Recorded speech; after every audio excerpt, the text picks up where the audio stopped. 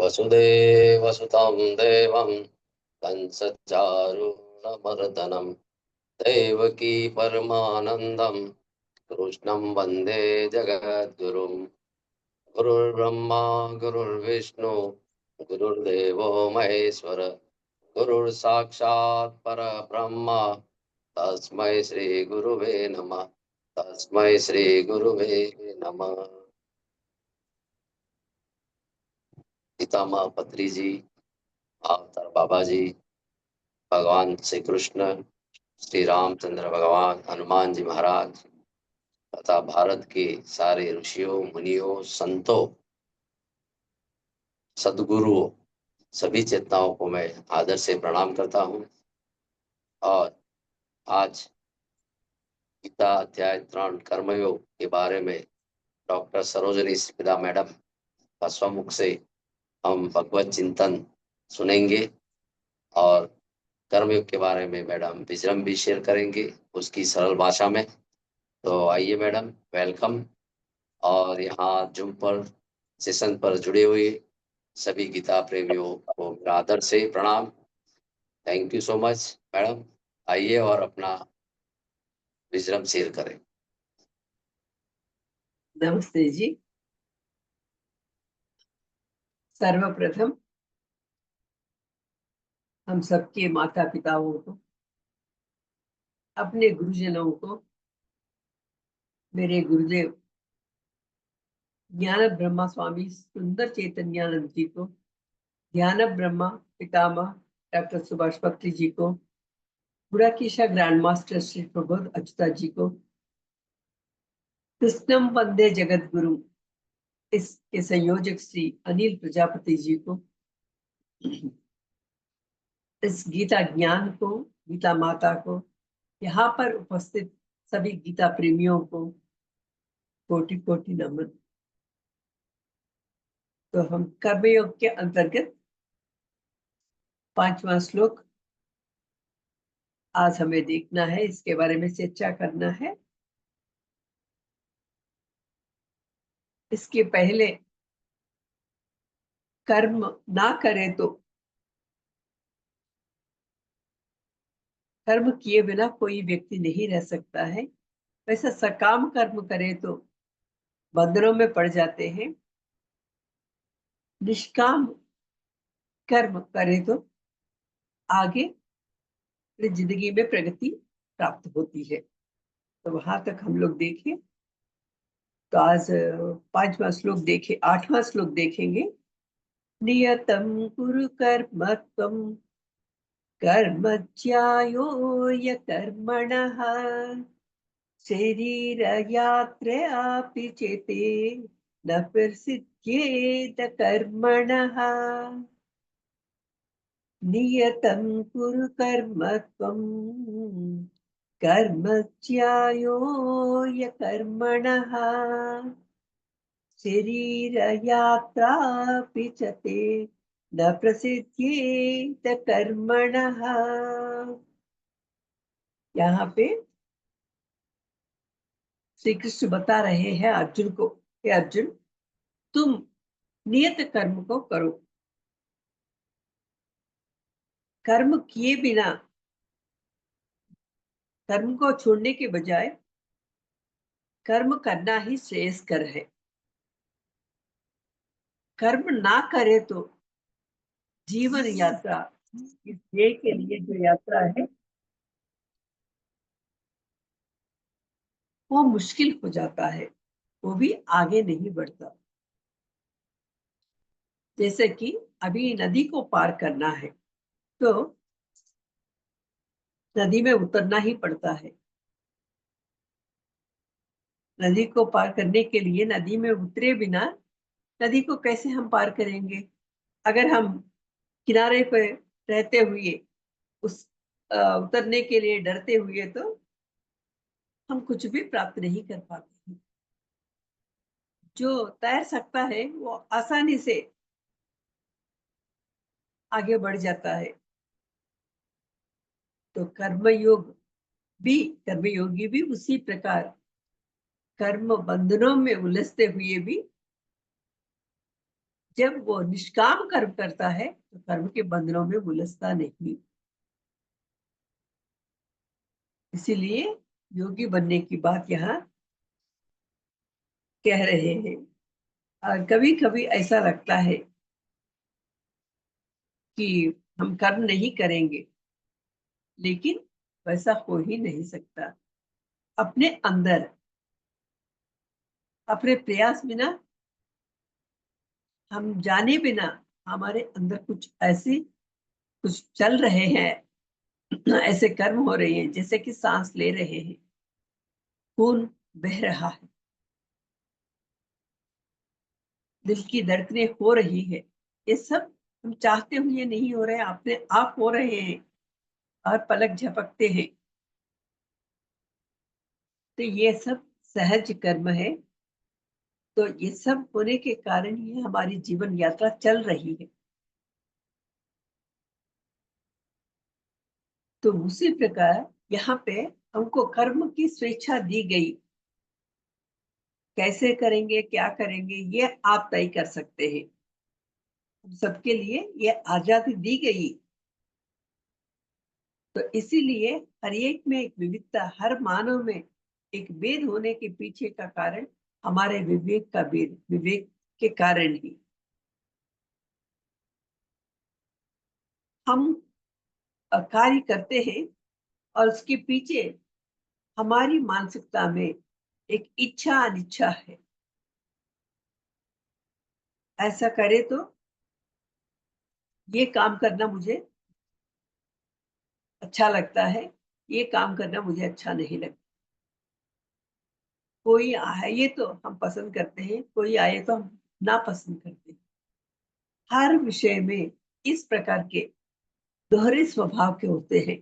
और जिसको हम कह सकते हैं पसंद नापसंद, इच्छा अनिच्छा, यही राग द्वेष है। क्योंकि मानसिकता में भेद होने के कारण यही हमको बंधनों में उलझा दे रहा है, यह राग द्वेष ही। लेकिन यहाँ पर समझने की बात है कि कर्म में कोई जीत कोई हार, यह अच्छा बुरा कर्म में नहीं है। लेकिन कर्म करने के बाद जो आने वाला फल है, उसमें जरूर हमारी मानसिकता जुड़ रही है। तो उस कारण हम किस प्रकार उसको सोच रही है, ये ठीक नहीं है,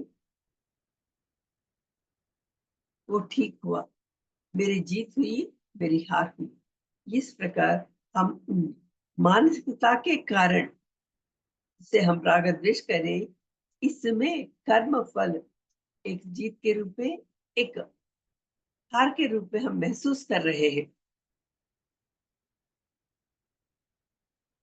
जो हमारी मानसिकता है उसी प्रकार हमारे कर्म के फल मिलते हैं। जिस प्रकार हम व्यवहार करते हैं उसी प्रकार का व्यवहार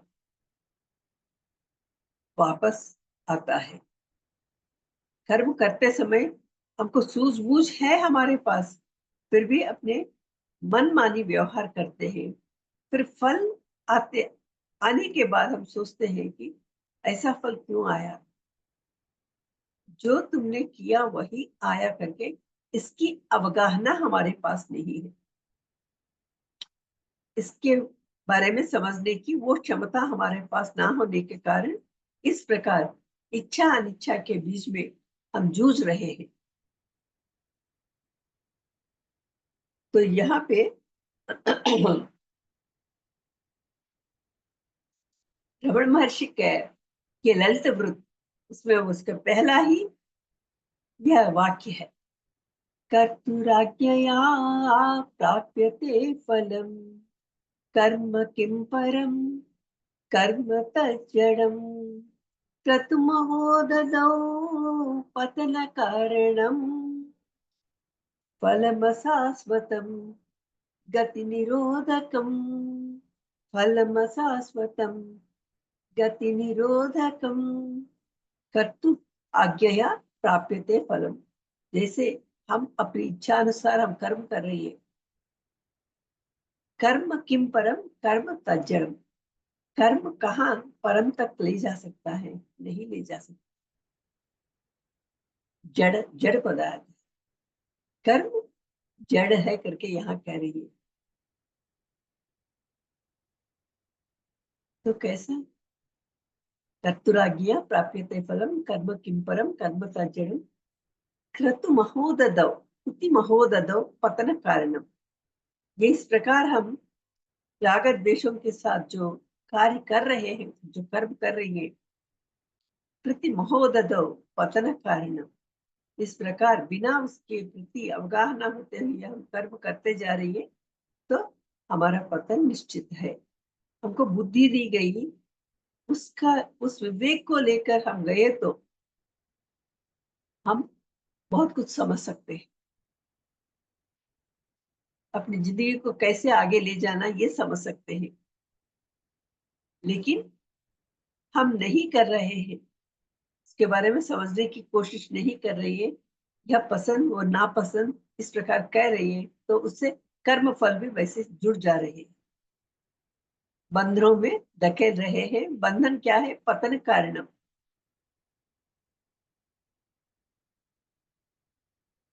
फलम अशाश्वतम गति निरोधकम। फलम अशाश्वतम, अशाश्वत, शाश्वत फल है, अशाश्वत फल है। आत्मा के बारे में समझे तो आत्मा मैं ही हूं मालूम हो गए तो, और उसकी अनुभूति हुई तो मैं शाश्वत हूं, मैं अमर हूं। अगर नहीं, क्या है ये सब करके ऐसे बोली, अनात्मा हूं। फलम अशाश्वतम गति निरोधकम। हम कहाँ तक जा सकते हैं, क्या किस स्तर पर पहुंच सकते हैं? मैं ही मानव ही माधव है, नर ही नारायण है, जन ही जनार्दन है करके इस प्रकार वो माधव बनने की क्षमता हमें है, उतने शक्तिमान है हम। लेकिन मन के साथ व्यवहार कर रही है, ना समझने की कोशिश में हम बंधनों में जूझ रहे हैं, इसीलिए पतन कारणम है। और उसके पतन होने के कारण ये क्या है? फलम अशाश्वत, अनित्य फलों के साथ हम जुड़ते हैं। और गति, हमारा जो गम्य है, उस स्तर तक जाने का जो गम्य है माधव बनने की, बनना नहीं, मैं हूं, लेकिन मुझे मालूम होना है मैं ही माधव हूँ, नर ही नारायण है, मानव ही माधव है, उसे समझना है। गति निरोधकम, गम्य तक पहुंच नहीं पा रहे हैं। हम खुद अपने मन के साथ मनमानी व्यवहार करने के कारण हम ही खुद, मैं ही खुद मेरे लिए रोड़ा हूँ, कोई और नहीं। हम दूसरे व्यक्ति को समझते हैं कि कोई और व्यक्ति के कारण मेरा पकड़ हुआ, नहीं, मैं ही रोड़ा हूँ।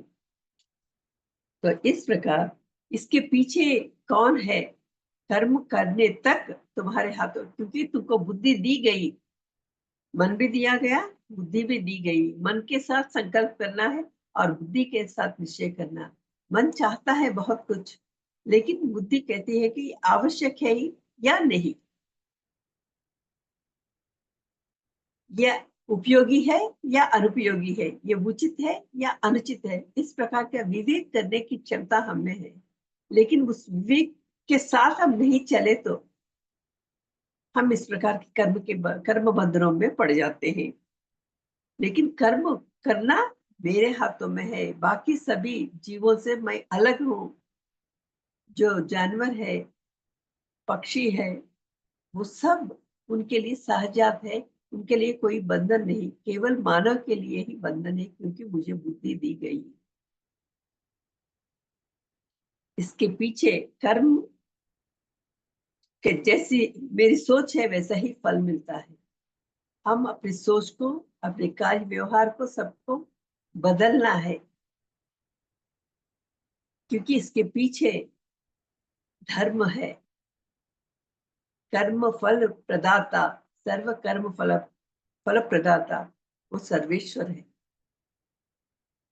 उसके बारे में जानना है, क्योंकि ये धर्म हम पर व्यवहार, उसके साथ हम जुड़ते हैं और उसी के दिए हुए फलों के अनुसार ही हमें चलना पड़ता है।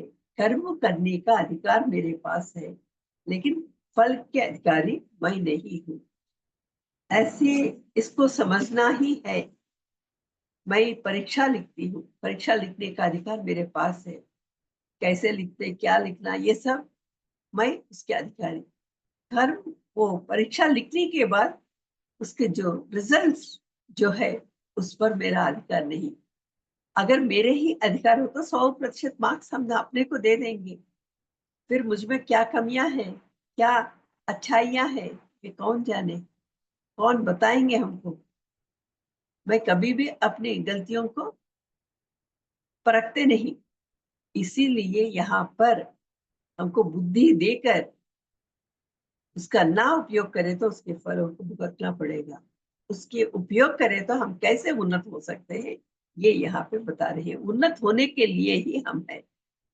जीने की कला यही भगवत गीता में सिखाई जाती है। तो यहाँ पर इस कर्म योग के बारे में क्यों मुख्य रूप से बातें की जा रही है, इसके बारे में चर्चा हो रही है। यहाँ पर हमारे जो भावना, भाव क्षेत्र को सही करना है।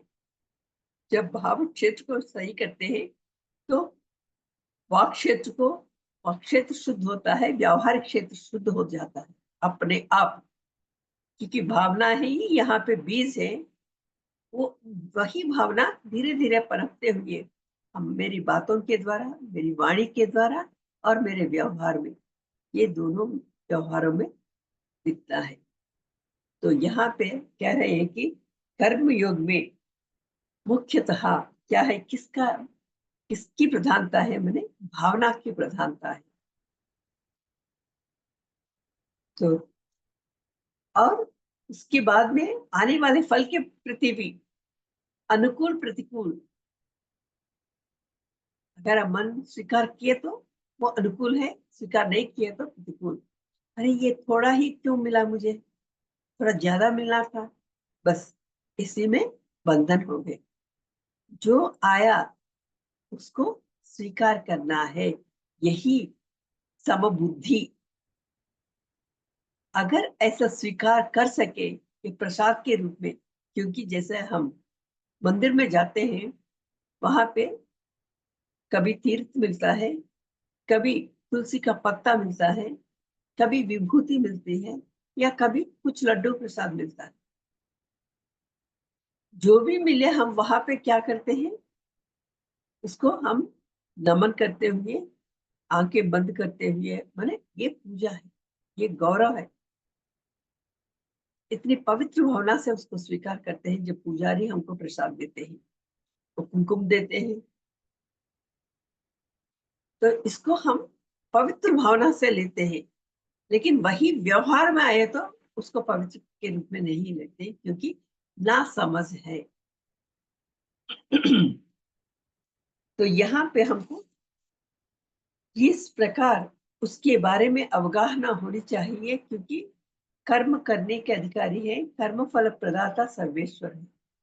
उसके हाथों से जो कुछ भी आ रहा है वह प्रसाद के रूप में स्वीकार करना है, अनुकूल हो या प्रतिकूल हो।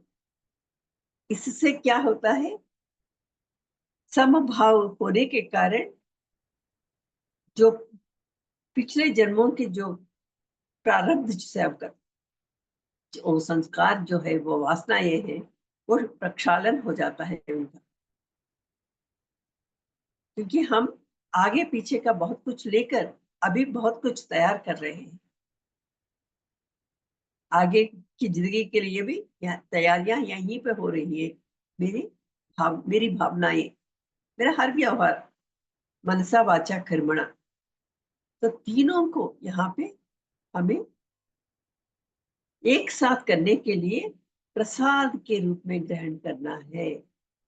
जो कुछ भी हम मेरे सामने आ रहे हैं, जो भी लोग मेरे साथ उपस्थित हैं, जो भी व्यवहार हो रहा है, उसको प्रसाद के रूप में स्वीकारने से पिछले जन्मों के जो कर्मों के बंधन जो है, वो उससे छुटकारा मिलता है।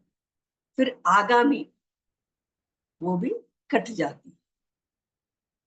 यहाँ पे चित्त शुद्धि, अभी वर्तमान में चित्त शुद्धि होती है, तो ज्ञान, आत्मज्ञान पूर्ण रूप से पाने के लिए मैं ही आत्मा हूँ, वो अनुभूति होना है। अयम आत्मा ब्रह्मा।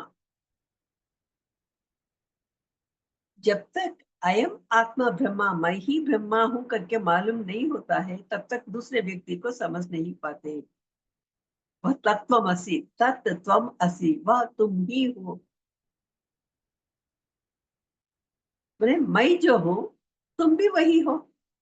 मैं आत्मा हूं तो तुम भी आत्मा हो। तो हर एक में, हर पेड़ पौधे में, पशु पक्षी में, वो क्रूर मृग हो या साधु जंतु हो, हर एक में, चींटी से लेकर हाथी तक, जो कुछ भी, बाघ, चीता, जो भी है, सांप, हर एक में हम आत्मा को देख सकते हैं। पहले अपने को जानना है, फिर बाद में सामने जो कुछ भी है उन सबको समझ सकते हैं। इसके लिए अपने कर्मों के प्रति सावधान होना है। नियतम कुल कर्मत्वम, नियत कर्म, शास्त्रों में जो बताया गया है, विहित अविहित, विधि निषेध कहते हैं। ये करना है, सत्य को कहना है, झूठ को नहीं कहना है करके हमको बताते हैं। लेकिन झूठ को ही कहते हैं, सत्य को नहीं कह पाते। सत्य के कहने में हिचकिचाते हैं ताकि झूठ बोलकर आगे निकल जाए, लेकिन यही झूठ हमारे पीछा करता है जन्म जन्मों तक। लेकिन इसकी अवगाहना हमें ना होने के कारण झूठ का सहारा लेकर आगे बढ़ जाते हैं, झूठ माने स्वार्थ भावनाओं के साथ। तो ये दोनों यहाँ पे शास्त्रों में बताते हैं। तो उसके अनुसार अगर हम गए तो जरूर आत्मानुभूति होती है। इसी प्रकार शास्त्र विहित कर्मों के साथ साथ स्वभाव जनित कर्म भी होते हैं। ये हमारे मन में जो संस्कार है, इसके पहले त्रिगुणों के बारे में चर्चा कर लिए। तो जिस गुण में हम है उसी गुण के अनुसार व्यवहार रहता है, वही स्वभाव जनित व्यवहार। तो गुण वहां पे हमको प्रेरित करते हैं, उस प्रकार हम व्यवहार करते हैं। इसके बारे में जरा एक उदाहरण के द्वारा देखकर हम आगे बढ़ेंगे। जब कृष्ण शांति दूत बनकर गए हस्तिनापुर, तो उस समय उन्होंने एक प्रस्ताव रखे थे दुर्योधन के सामने। उसको आधा भाग मिलने के अधिकारी है वे, लेकिन देने के लिए तैयार नहीं रहे दुर्योधन। और 5 गांवों तक देने के लिए कहा तो सुई नोक भर की जगह भी नहीं देंगे करके उन्होंने साफ इनकार कर दिया। तो युद्ध के ललकारा, तो क्या हुआ? 100 भाई मारे गए, एक भी बचा नहीं। मैंने यहाँ रजोगुण से प्रेरित, तामस गुण से प्रेरित होने के कारण सामने जो कुछ भी प्रस्ताव रखे उसके बारे में समझ ना होने के कारण इस प्रकार के व्यवहार करते हैं, तो उसका परिणाम भी भुगतना पड़ता है। आखिर में हम कितना भी पछताने पर भी कुछ नहीं हो पाता, उसको पलटा नहीं सकते हैं। तो पहले ही थोड़ा कुछ सोचकर अगर हम व्यवहार करें, तो वहां पे अपने को संभालने के लिए एक कुछ थोड़ी सी जगह मिलती है। तो यहाँ में तो यहाँ पे युद्ध भूमि में अर्जुन की स्थिति हमारी भी स्थिति है। हर दिन हमारे लिए हम जो जिंदगी जी रही है वो तो कुरुक्षेत्र ही है। पता नहीं कब कौन से विषय आ जाते हैं हमारे सामने, हम किस प्रकार के डिसीजंस लेते हैं, उस पे तय होता है। तो इसीलिए तुम नियत कर्म को करो अर्जुन। तुम अपने कर्म को बदलने की जरूरत नहीं है। पहले अशास्त्रीयता के व्यवहार तुम कर रहे हो कि ताकि मेरे लोग हैं मारे जाएंगे, ये सब मर गए तो इस प्रकार का राज्य सुख मेरे लिए किस लिए? जिसके पास सुख बांटना है, सुख भोग करना है, वे ही लोग नहीं रहेंगे। दोनों तरफ मेरे ही लोग हैं, सब मेरे रिश्तेदार ही दिख रहे हैं। मेरे मेरे करके वो व्यवहार कर रहा है और युद्ध को छोड़ देंगे, भिक्षाटन करेंगे। इस प्रकार कुछ अटपटी बातें किए थे। तो यहाँ पे इसीलिए इस समय तक तो बहुत कुछ कह दिया है, कुछ करने के लिए तैयार नहीं, युद्ध करने के लिए तैयार नहीं हो तुम। अब तुमको केवल एक ही काम करना है। पहले अशास्त्रीयता युद्ध नहीं करना, अब तुम करो उसको। किस प्रकार? फल की अपेक्षा किए बिना। क्या होगा, मुझे स्वर्ग मिलेगा या मैं मर जाऊंगा या जीत जाऊंगा, या वे मारे जाएंगे या हम मारे जाएंगे, किसको मालूम है? कोई नहीं रहेंगे, कोई बुजुर्ग लोग नहीं रहेंगे युद्ध भूमि में, सभी लोग मारे जाएंगे। ताकि कुल नाश हो जाता है, जाति संकर हो जाता है, तर्पण श्राद्ध करने के लिए कोई नहीं बचते हैं, और शास्त्रों के बारे में कोई विधि विधान बताने वाले नहीं रहेंगे। इस प्रकार कई बातें। अब उसके बारे में, उनके बारे में चिंता ना करके, जिसके लिए तुम यहाँ पे आए हो, उस कर्म के प्रति, उस कार्य के प्रति तुम अपने मन को संभालो, बुद्धि के साथ व्यवहार करो, फल की अपेक्षा मत करो। इस प्रकार उसको समझाते हुए, तुम नियत कर्म को ही करना है तुमको, फल की अपेक्षा ना करो। तो यही है जिंदगी, यही है यात्रा। इस प्रकार करते जाओ। जो भी, अगर तुमको मरण प्राप्त होता है या जीत प्राप्त होती है, यह कोई नहीं कह सकते। जो भी हो उसको समबुद्धि से स्वीकार। इस प्रकार यहाँ और दूसरी बात भी ये कह रहे हैं कि कर्म बिना किए, मैंने वो युद्ध करना नहीं चाहता है ना, भिक्षाटन करना चाहता है। भिक्षाटन उसके अनुसार भिक्षा भी मांगनी पड़ती है, मांगना भी एक कर्म है। भिक्षाटन करेंगे करके वो भी एक कर्म है, एक सोच है। युद्ध नहीं कर रहे हो लेकिन वहां भिक्षा मांग रहे हो, वो भी कर्म करना ही है। कभी तुम्हारे अनुकूल मिलता है, तभी तुम्हारे प्रतिकूल मिलता है, तो तब भी तुमको यही भावनाएं आएंगे। तो यही पे आल रहकर तुम्हारे कर्तव्य को व्यवहार के रूप में बदलकर उसके प्रति समबुद्धि से व्यवहार करो, फल की अपेक्षा ना।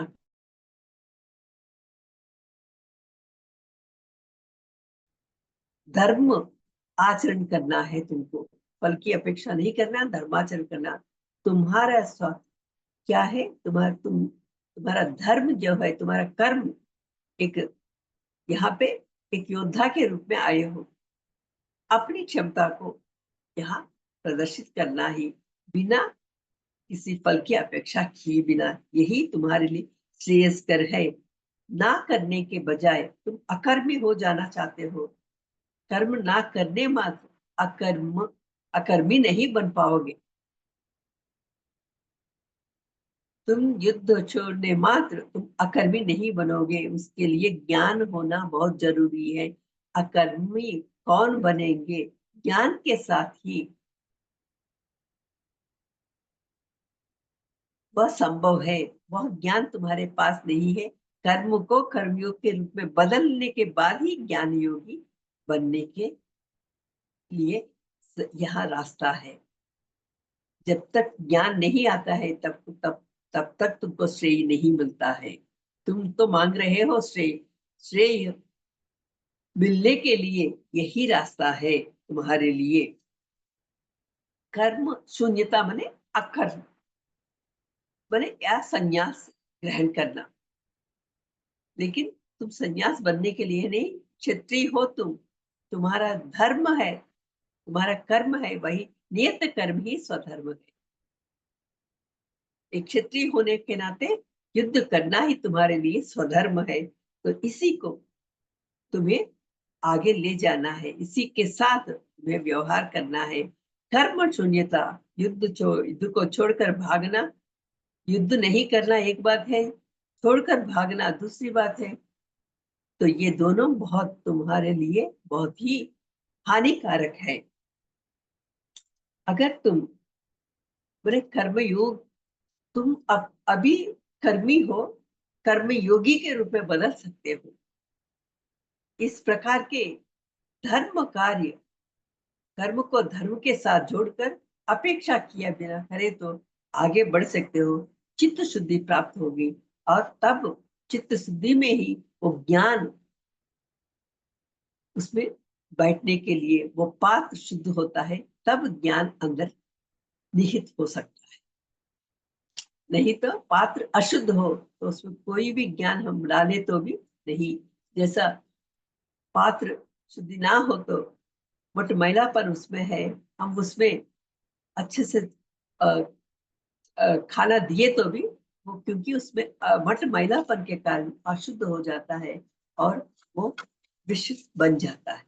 तो उसी प्रकार तुम्हारे जो कर्म भी शुद्ध होना है, शुद्ध होने के लिए धर्म पूर्वक व्यवहार और अपेक्षा नहीं करना है। तो यहाँ पे कर्म, केवल कर्म करना स्वार्थ पूरित, मेरा, मेरे लोग, मुझे क्या मिलेगा, इस प्रकार की सोच नहीं होना।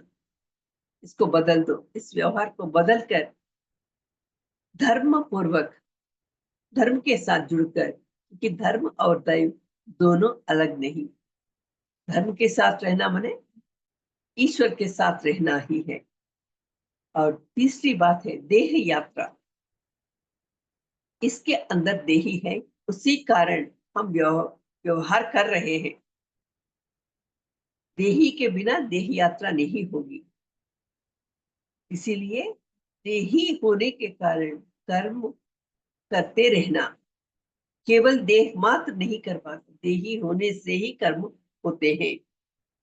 जैसे कि कार है हमारे पास,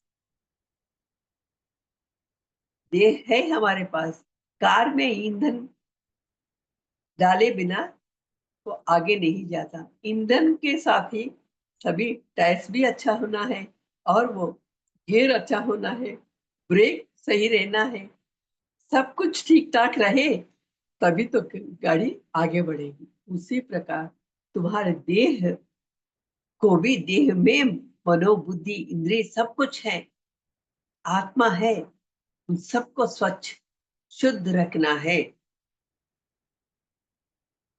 कर्म ना किए तो ये जिंदगी आगे नहीं बढ़ेगी,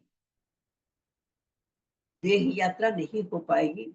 देह यात्रा अगर नहीं हो पाया तो बोले यहाँ पर मुमुक्षु लोग के लिए, हम सब मुमुक्षु है, मोक्ष ही चाहिए और जिज्ञासु भी है, इसीलिए इस प्रकार का ज्ञान को ले रहे, सत्संग सांगत्य हो रहा है, सत्संग हो रहा है और ध्यान कर रहे हैं। ऐसे कई विषयों के साथ जो अलौकिक विषय, जो किस प्रकार उस ईश्वर तत्व को जान पाएंगे, उसके साथ हम जुड़े हैं।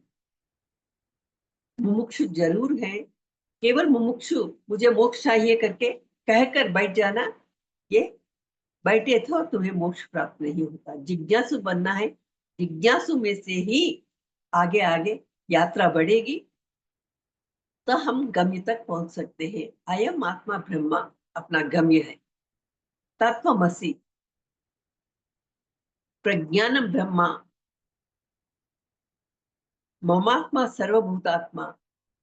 इस प्रकार एक विषय की जानकारी हो तो बाकी सभी विषयों की जानकारी होती है। तो यहाँ पे यह मानव देह हमें बहुत उन्नत साधन, यह वाहन है, कार की तरह यह भी एक वाहन, एक रथ है। इसको, यह वाहन कहाँ तक हमें ले जाएगा ये शरीर, शरीर के साथ ही हम आगे बढ़ सकते हैं। भले ही मन है अंदर, आत्मा रहे तो ही मन भी व्यवहार करता है, आत्मा ना रहे तो मन भी स्तब्ध हो जाता है। मन तो जड़ है, फिर भी व्यावहारिक आत्मा के कारण ही व्यवहारिक है। तो यहाँ पे इस परमेश्वर का दिया हुआ यह वाहन है, यह देह, इससे यात्रा आयम आत्मा ब्रह्मा को मालूम करने तक यात्रा होती है। यही तीर्थ यात्रा, सही अर्थ में तीर्थ यात्रा यही है। हम तीर्थ स्वरूप बन रहे हैं, माने पवित्र स्वरूप बन रहे हैं। उस पवित्रता जब प्योर, पूरे रूप से, पूर्ण रूप से हम पवित्र हो जाते हैं तो पूर्णता, सर्वेश्वर क्या है? पूर्ण है। तो उस प्रकार हमें बनने के लिए इस देह सहायक है। देहेंद्रीय मनोबुद्धि, ये सभी देह रहे तो ही मन बुद्धि इंद्रिय सब रहते हैं। तो इन सभी को चलाते हुए, देहेंद्रीय मनोबुद्धि को चलाते हुए स्ट्रेट के मार्ग पर चलना ही, तभी हम तर सकते हैं। इसके लिए देह दिया गया है। लेकिन केवल हम कहकर बैठ गए तो कुछ भी हमें प्राप्त नहीं होता। तो तीर्थ यात्रा बने, भले ही हम भौतिक रूप में तीर्थ यात्रा करते हैं पुण्य को कमाने के लिए, लेकिन वो पुण्य कमाने पर एक ना एक समय में हमको यह सूझ आती है कि हमको उस सत्य को पहचानना है, सत्य को जानना है। तब ये पुण्य कार्य सभी धीरे धीरे सत्य की ओर पयन करने लगते हैं। पुण्य को अर्जित करना है, लेकिन केवल पुण्य ही चाहिए चाहतों के साथ धर्म कार्य करें तो स्वर्ग में जाएंगे, फिर वापस आएंगे, फिर वही जाना आना। लेकिन सत्य को कब जाने? जब अपेक्षा किए बिना धर्म कार्य करें तो हम इस सत्य को पहचानने के लिए रास्ता खुलता है। तो यही को, इसी को शंकराचार्य बताए थे। देहो देवालय प्रोक्तो, जीवो देव सनातन, त्यजित अज्ञान निर्माल्यम, तो हम हवेन पूजयेत। यह देह ही देवालय है। कि रथ यात्रा बोल रहे हैं, रथ में किसको? भगवान को बिठा के घुमाते हैं। शरीर में आत्मा है, आत्मा ही परमात्मा है, वो भगवान है। तो हम अच्छे मन से, अच्छे बुद्धि से व्यवहार करें तो तीर्थ यात्रा होती है, रथ यात्रा होती है। हमारे संगत में जो भी लोग आते हैं वे भी अच्छे बन जाते हैं। तो देह यात्रा इस प्रकार चलते चलते वहां तक, माधव होने तक पहुंचना है। यहाँ पर इस देह केवल पुण्य कमाने तक ही नहीं, मोक्ष प्राप्ति के लिए भी है। यह इसको समझना है। मोक्ष प्राप्ति के लिए इसी देह के साथ, इन्हीं मनो इंद्रिय बुद्धि के साथ चलना है। तो यहाँ पर कालिदास कुमार संभव में महाकवि कालिदास ने कहा, परोपकारम इदम शरीरम, शरीर माध्यम कर धर्म साधनम। परोपकारम इदम शरीरम, परों के लिए उपकार करने के लिए यह शरीर दिया गया है। यह शरीर उसी के लिए है, मानव शरीर खासकर, क्योंकि बुद्धि दी गई। इस बुद्धि से सबके, सबकी भलाई के बारे में ही सोचना है। सबकी भलाई में अपनी भलाई निहित है। परोपकारम इदम शरीरम, शरीरम आद्यम, आदि से अंत तक, खलु धर्म साधनम, धर्म साधन है ये। तो इस धर्म से उस दैव को प्राप्त करना। तो माँ के गर्भ से लेकर स्मशान तक, स्मशान के गर्भ में चले जाते हैं। भौतिक रूप से ये दिखता है यहाँ तो अंत हो गया, लेकिन यह तो अंत नहीं। भौतिक जिंदगी में ऐसा रहता है, जन्मा, मर गया, बस इससे खत्म हो गया। लेकिन नहीं, आप जो कुछ भी हम कर रहे हैं वो सभी व्यवहार अलौकिक रूप में मैंने परमात्मा से जुड़े हुए कार्य करे तो वो तो इकट्ठे एकत्रित होते होते जन्म जन्मांतरों में, जन्मों में, कई जन्मों में अर्जित पुण्य कार्य है। आज हम यहाँ इस सत्संग में जुड़े हैं। ऐसे ऐसे हम एकत्रित करते हुए 100% हम अपने को पवित्र बनाना है। तो जो भी हम प्राप्त करना है तो इस देह के साथ ही, अभी तो यह देह मिल गया है तो इसी जन्म को क्यों ना हम सत्य, वो आत्मा ही सत्य है, तदन्यत मिथ्या। शंकराचार्य जी ने कहा आत्मा सत्यम तद अन्यत मिथ्या। आत्मा ही सत्य है। सत्य को पहचानना मैंने मुझे अपने को पहचानना, मैं ही वो सत्य स्वरूप हूँ, मैं ही वो आत्मा हूँ, मैं ही वो चेतना हूँ। इस प्रकार हमें समझने के लिए यह देह, मानव देह आया है। अगर इस समय अगर व्यर्थ हो गया जन्म, पता नहीं कितने जन्म हम इस प्रकार एक गेंद की तरह उलट जाते हैं, पलट जाते हैं। तो हे अर्जुन, तुम कर्म को देखकर डर कर अकर्म का वर्ण करते हुए और वो सन्यासी बनना चाहते हो, यह नहीं हो पाता है।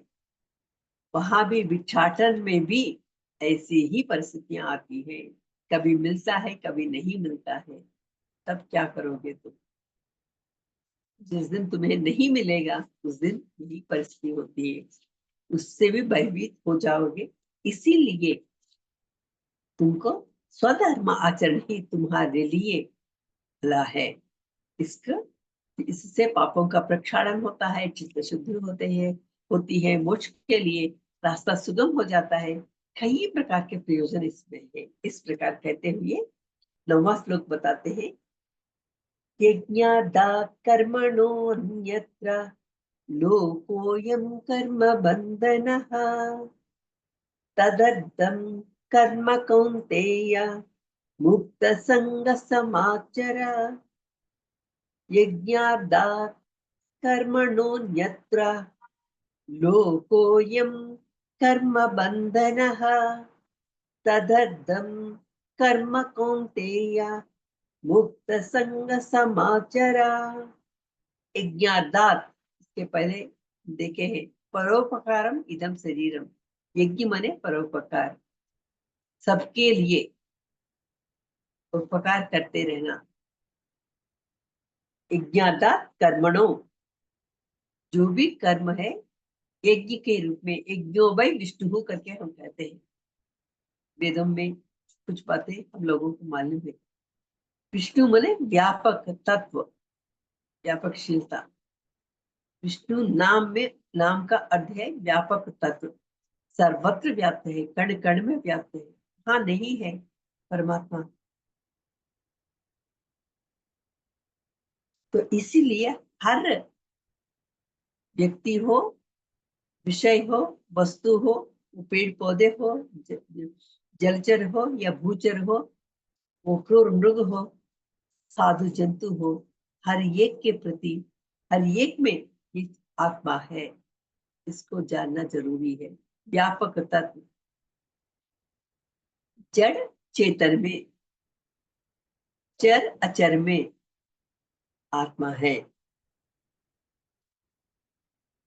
क्योंकि यज्ञ कर्म माने परोपकार भाव के साथ जो भी व्यवहार करते हो तो भगवान खुश होते हैं।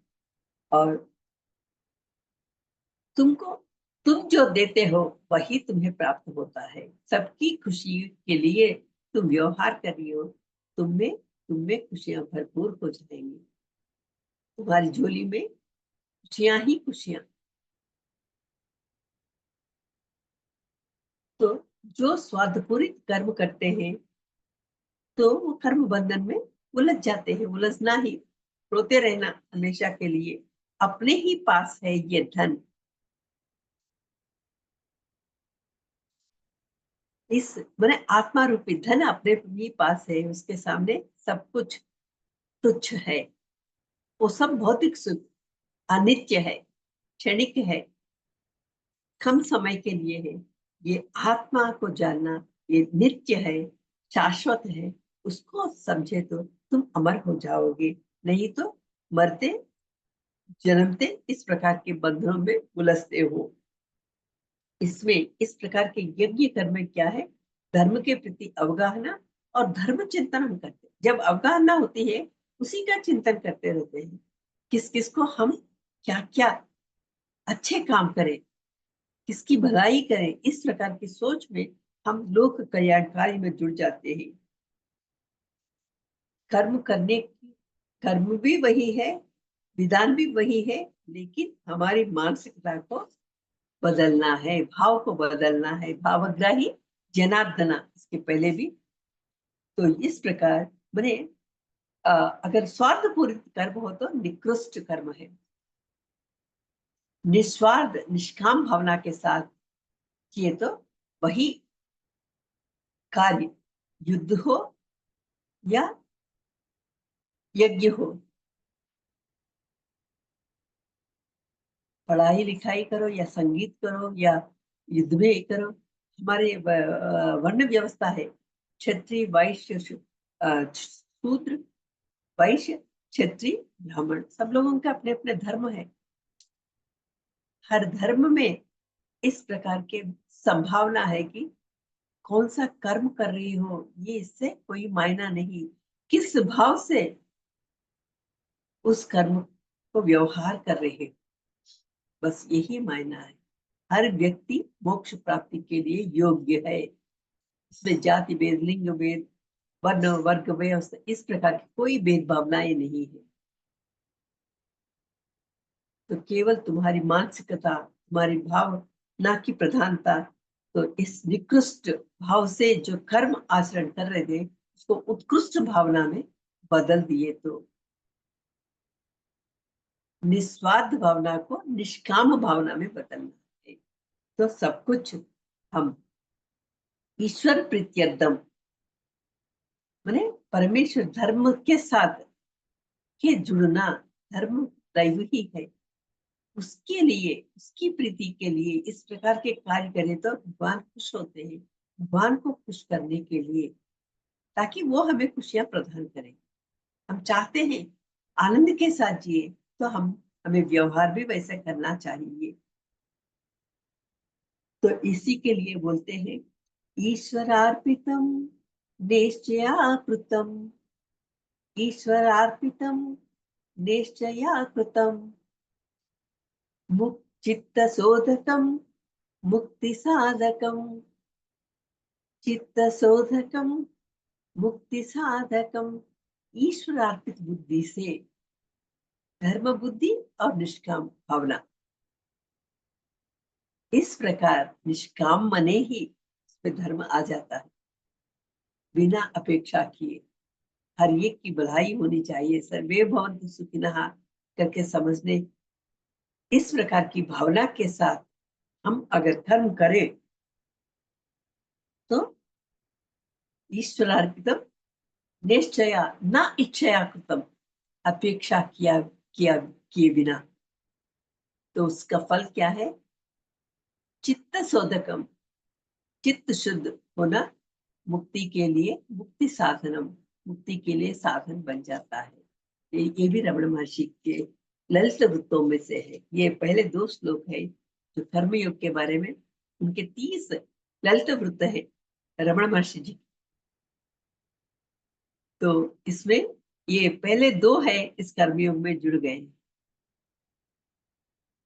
तो जब क्या होता है, जैसे ही हमारे चित्त शुद्ध होते हैं, कर्म कर्म फलों का हम किस भावना से, प्रसाद है, क्योंकि परमात्मा के दिया हुआ है। अगर मेरे लिए प्रतिकूल परिस्थितियां ही मेरे सामने आ गई, वो भी प्रसाद है। उसको कैसे आगे बढ़ना, उसका सामना कैसे करें, उसको सही पॉजिटिव में कैसे बदले और कैसे आगे बढ़े, ये एक चुनौती होती है। चुनौतियों का सामना करना सही सकारात्मक रूप में, किसी के सामने ऐसी चुनौतियां नहीं आती है, क्योंकि हम हर एक के लिए चुनौतियां होती है, लेकिन उसका सामना कैसे हम करते हैं, क्योंकि हर एक को उससे सामना करना पड़ता है। आप नकारात्मक रूप से करें तो फिर बंधनों में उलझते, सकारात्मक रूप में करें तो हम चित्त शुद्धि होने के कारण आगे आगे मोक्ष को प्राप्त करने की दिशा में आगे बढ़ जाते हैं। कम तक ये तो समर्पण की भावना, जब प्रसाद के रूप में ग्रहण करते हैं, जो भी हो परिस्थितियां, प्रसाद के रूप में जब हम स्वीकार करते हैं, तो समर्पण की भावना हो जाती है। प्रभु, तुमने दिया है, ये तो प्रसाद है मेरे लिए। जैसे हम मंदिर में तीर्थ को, तुलसी पत्ते को, विभूति को हम अपने माथे पे चूम कर नमन करते हुए किस प्रकार से ग्रहण करते हैं, उसी प्रकार हर परिस्थिति को भी ग्रहण करना है। इसके लिए हमारे गुरुदेव स्वामी सुंदर चैतन्य जी कहते हैं, स्वागत स्वागते आगतम कुर्यात, स्वागते आगतम कुर्यात, जो भी आ रहा है उसको स्वागत कर, खुशी खुशी स्वागत करना है, क्योंकि प्रसाद के रूप में उसे ग्रहण करना, प्रसाद को जिस प्रकार पवित्र भावना के साथ मन में प्रशांतता होती है, मन की प्रशांतता ही अति आवश्यक है। अगर हम उलझे रहे तो ना मेरे लिए ना दूसरों के लिए, मैंने पूरे अपने आजू बाजू में जो कुछ भी है, इर्द गिर्द जो कुछ भी है, सब कुछ नकारात्मकता में चली जाती। उस कीचड़ में से ही कमल फूल की तरह खिलना है। हम सबको डटकर खड़े होना है और ऊपर उठकर स्थिर रहना है। और हल्का, जितना हल्का मैंने अपने मन में जो स्वार्थ भावनाएं शून्य होते रहते हैं, हम जितना लाइट हार्टेड, मैंने लाइट हार्ट मैंने सबके प्रति विशाल हृदय कमल फूल की तरह हम बन जाते हैं। तो यहाँ पे इसीलिए ईश्वरार्पितम न इच्छयार्पितम, इस प्रकार के तुम व्यवहार करो, तुम्हारे लिए इस प्रकार की कार्य करना ही तुम्हारे लिए बेहतर है,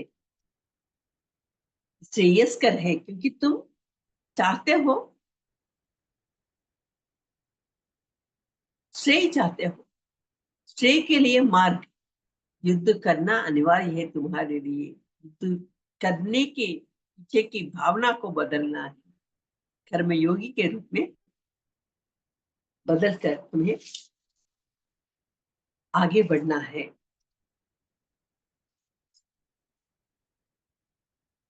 तो यहाँ हम आज थोड़ा विराम देंगे। इस कर्मयोगी बनने के लिए हम अपने मन को तैयार करेंगे और हम कुछ समय तक ध्यान करेंगे। अपने चश्मा को उतार दीजिए और दोनों हाथों को मिला लीजिए, मुस्कुराते हुए अपने पलकों को झपकते हुए धीरे धीरे अपने अंदर, अपने साथ, अपनी सांसों के साथ जुड़ जाएंगे।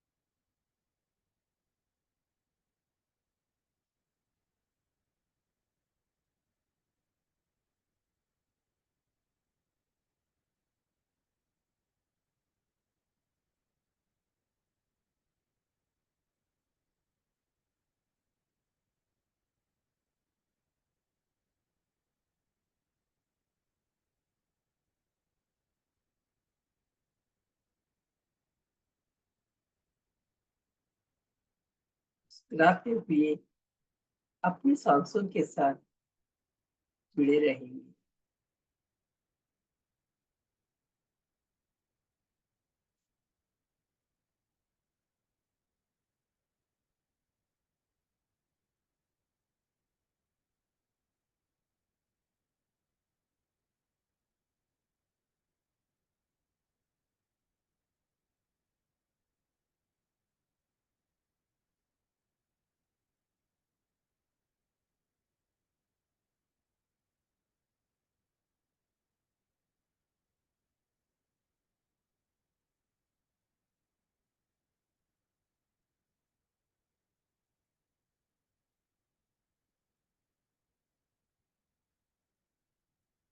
धीरे धीरे अपने हाथों को अपनी आंखों पे रखिए और मुस्कुराते हुए धीरे धीरे आंखें खोलेंगे।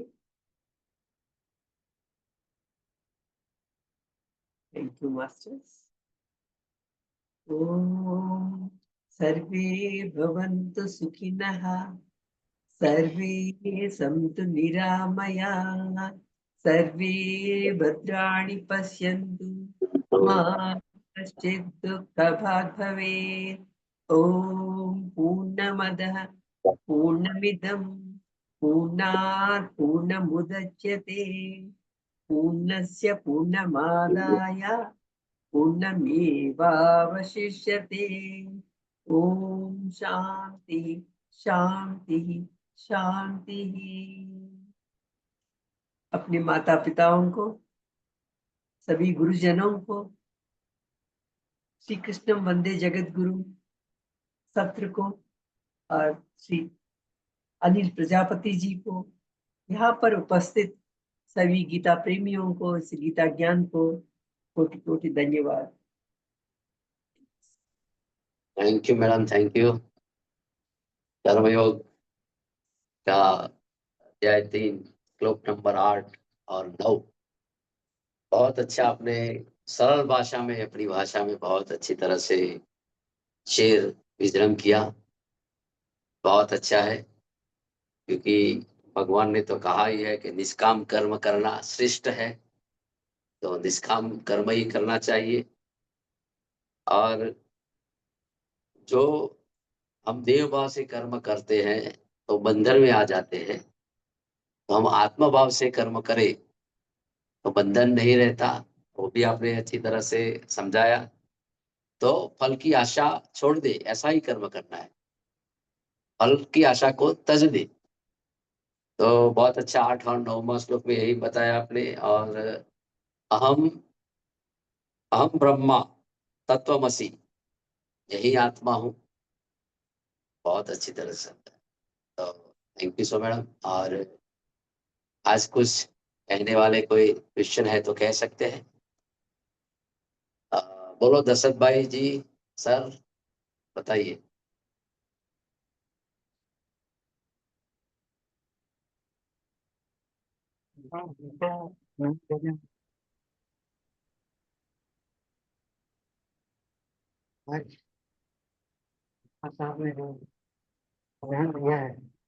आवाज, थोड़ा हाँ बस। आवाज फुल करो सर, वॉल्यूम बढ़ाइए। हाँ, yes yes.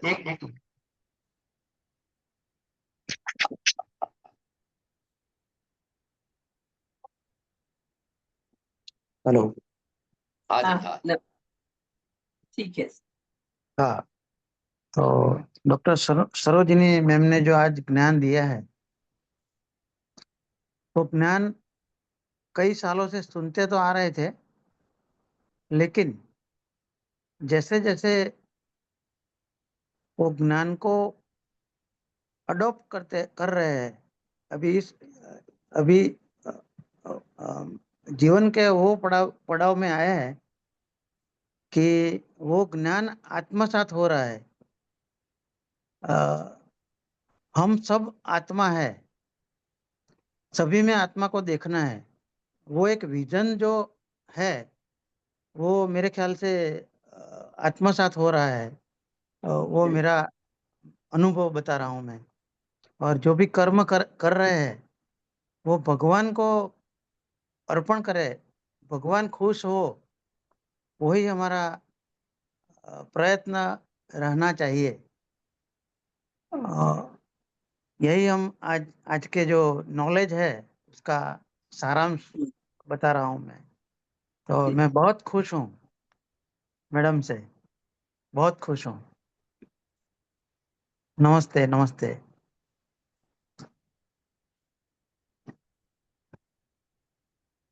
Thank you sir, Dasharath भाई सर, बहुत अच्छा आपने कहा। गीता मैडम अनम्यूट करिए। आत्मवंदन सभी को। Many many thanks to Sarojini madam. आज का एक श्लोक के लिए मैडम 45 मिनट्स लिया, एक श्लोक, दैट इज द एक श्लोक का। वेरी वेरी, क्या डीप नॉलेज है मैडम। आप कितना अध्ययन किए हैं कि आपको इतना कुछ बताने की इच्छा थी कि यूट्यूब कोटेड रेफरेंस फ्रॉम रमण महर्षि, फिर शंकराचार्य के एक दो लाइन बताए कुमार संभवम से, फिर अंतिम में स्वामी शुद्ध चैतन्य में, right.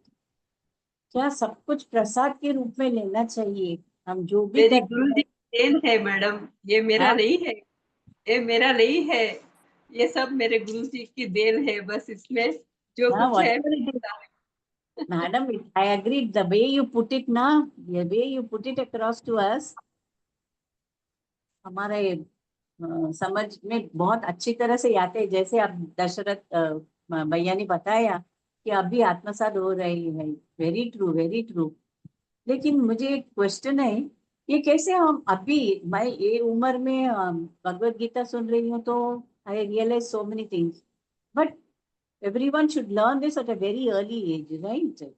yes, yes, that is not for the old age, it is lifestyle, how to हाँ, live, जीने की या कला, आर्ट ऑफ या लिविंग, दिस इज एक्चुअली।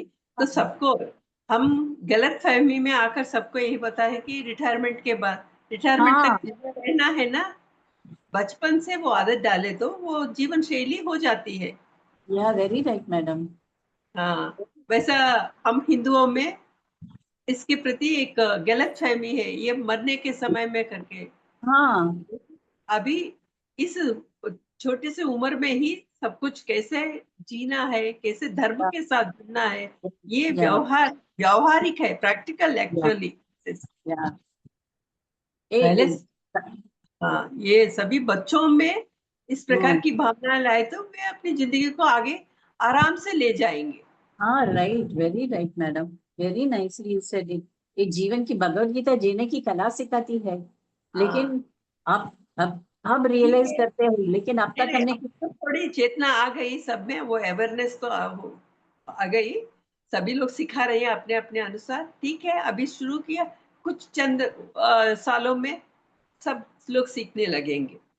या तो ज्ञान के साथ ही अकर्मी बन सकते हैं। वेरी नाइसली यू सेड बस, मैडम, हाँ, बस, very nicely you coated this. ज्ञान के साथ ही अकर्मी बन सकते हैं, अकर्म, कर्म हाँ, करते हैं लेकिन अकर्म, वो व्यवहार बुद्धि के साथ विवेक बुद्धि होना चाहिए, क्या करते हाँ, हैं, समझना।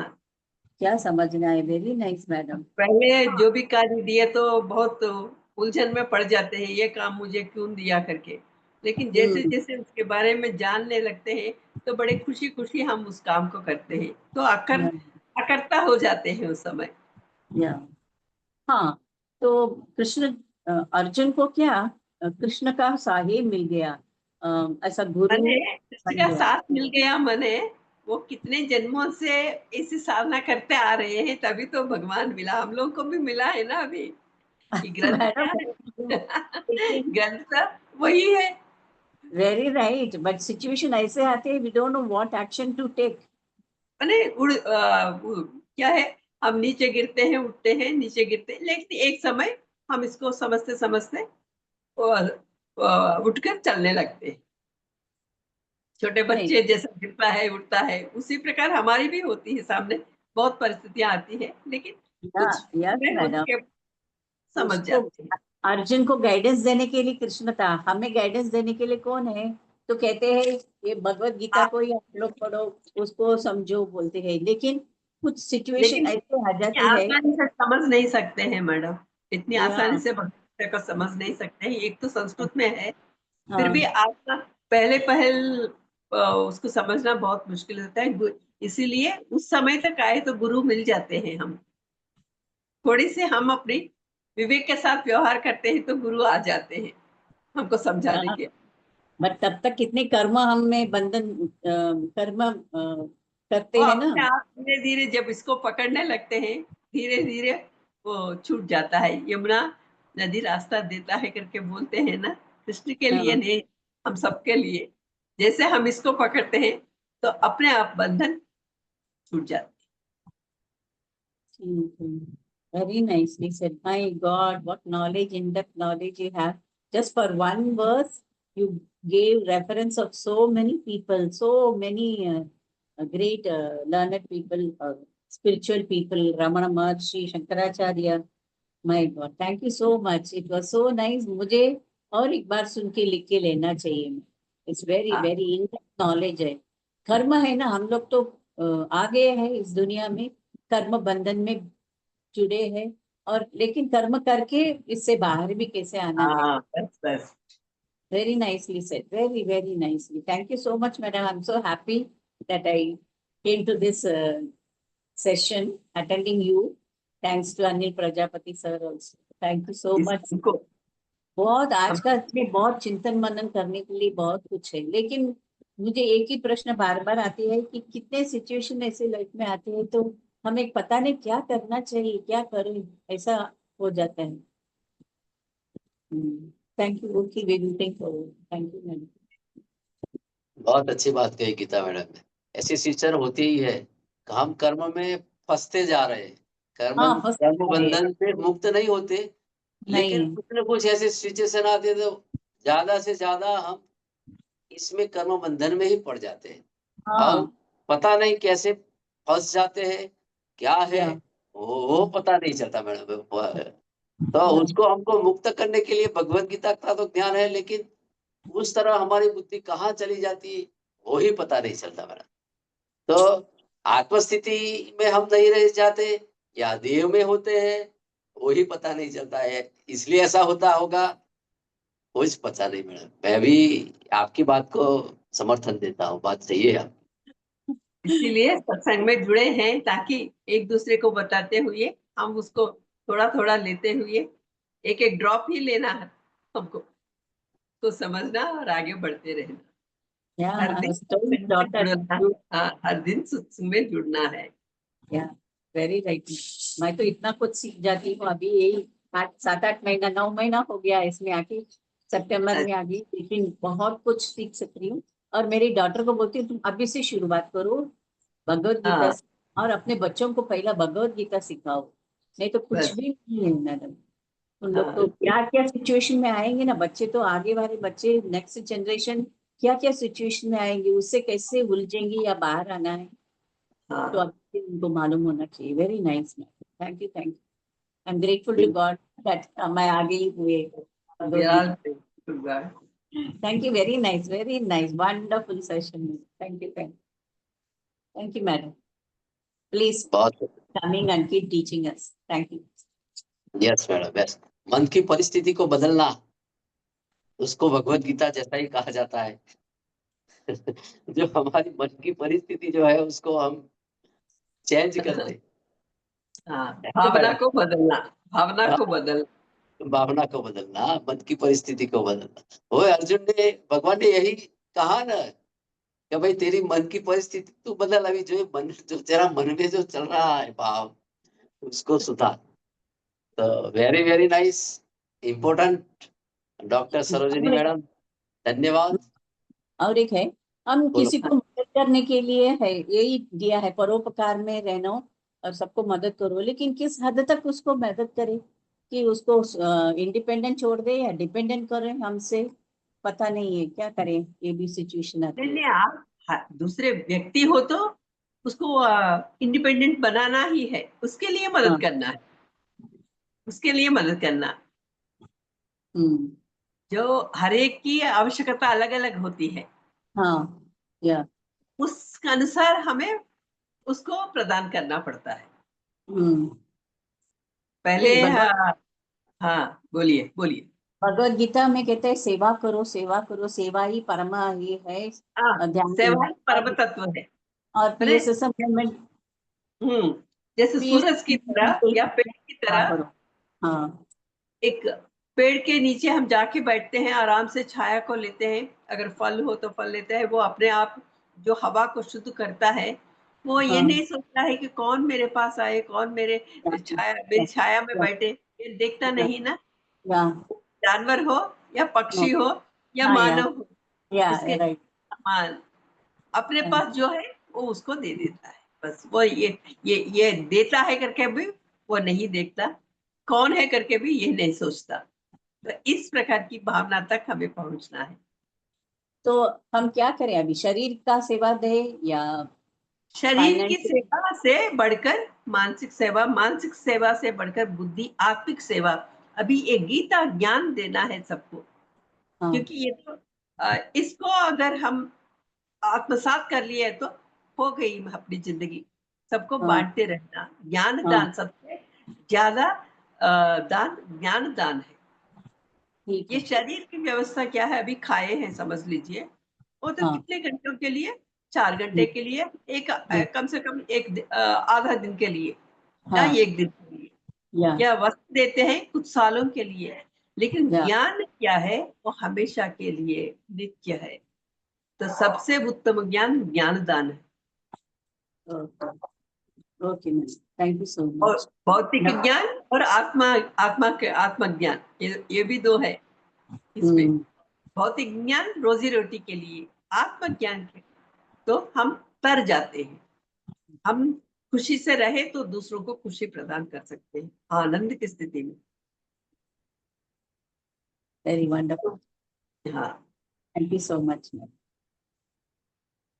Thank you. तो कुछ डाउट मैडम, कुछ डाउट हो तो बहुत पूछ लो। कुछ है, नहीं, बहुत कुछ है, लेकिन लिख सबको लीजिए, recover लिख के करना है। आप पोस्ट कर दीजिए हमको। Yes yes yes. हाँ, वैसे भी कर। Continue. Madam, please continue with this Karma Yoga. Thank you so much. हाँ, यस, तो आज का सेशन यहाँ हम समापन कर जा रहे हैं। तो डॉक्टर सरोजिनी श्रीपदा मैडम का खूब खूब धन्यवाद है, और यहाँ जूम मीटिंग में जुड़े हुए सभी गीता प्रेमियों को मेरा आदर प्रणाम है। तो आज का गीता सेशन यहाँ समापन करते हैं, और फिर कल 5:30 बजे फिर डॉक्टर सरोजिनी श्रीपदा मैडम के सम्मुख से हम गीता का चिंतन मनन करेंगे और सुनेंगे। Thank you so much very madam, thank you so much. ओम तत्सत, ओम तत्सत, ओम तत्सत, ओम शांति शांति शांति। सबका मंगल हो, सबका मंगल हो, सबका